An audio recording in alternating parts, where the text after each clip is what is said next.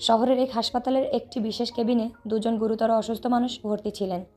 কক্ষটিতে মাত্র একটি জানালা ছিল, যার পাশে শুয়ে থাকতেন প্রথম ভদ্রলোক, আর দ্বিতীয় ভদ্রলোকটি শুয়ে থাকতেন দরজার পাশের বিছানায়, যেখান থেকে বাইরের কিছুই দেখা যেত না। সারা দিন শুয়ে শুয়ে একঘেয়েমি কাটাতে তারা একে অপরের সাথে গল্প করতেন। পরিবার, কাজ আর পুরনো দিনের স্মৃতির কথা হতো। তবে সবচেয়ে চমৎকার সময়টা আসতো বিকেলে।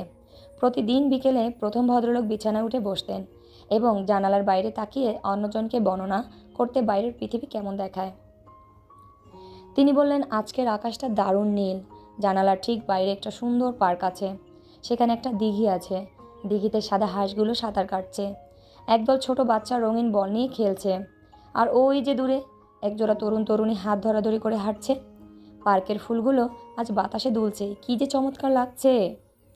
দরজার পাশের ভদ্রলোকটি চোখ বন্ধ করে সেই বর্ণনা শুনতেন এবং তার মনে হতো তিনি নিজেই যেন পার্কের বেঞ্চে বসে আছেন।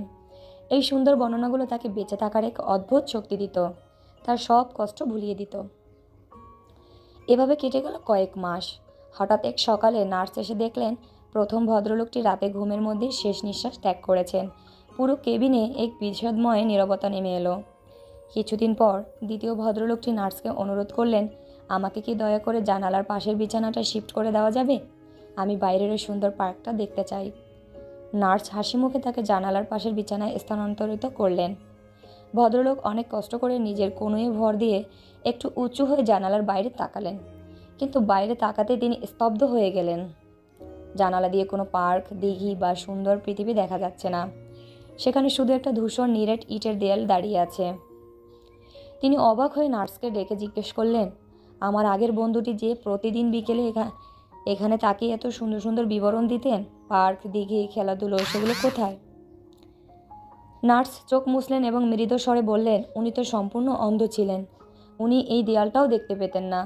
আসলে উনি শুধু আপনাকে মানসিকভাবে বাঁচিয়ে রাখার জন্য, আপনার মুখে একটু হাসি ফোটানোর জন্য নিজের কল্পনা থেকে প্রতিদিন ওই সুন্দর সুন্দর গল্পগুলো বানিয়ে বলতেন।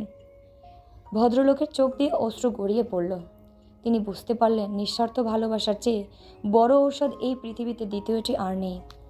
গল্পের শিক্ষা, অন্যকে খুশি রাখার বা মানসিকভাবে সুস্থ রাখার জন্য আমাদের অনেক বড় কিছু প্রয়োজন হয় না। একটু সহানুভূতি, সুন্দর কিছু শব্দ আর পজিটিভ মনোভাবই পারে একজন মানুষের বেঁচে থাকার আগ্রহ কোটি কোটি গুণ বাড়িয়ে দিতে। নিজের দুঃখ ভুলে অন্যকে আনন্দ দেওয়ার মধ্যেই জীবনে আসল সার্থকতা। গল্পটা আপনাদের কাছে কেমন লাগলো অবশ্যই কমেন্টে জানাবেন।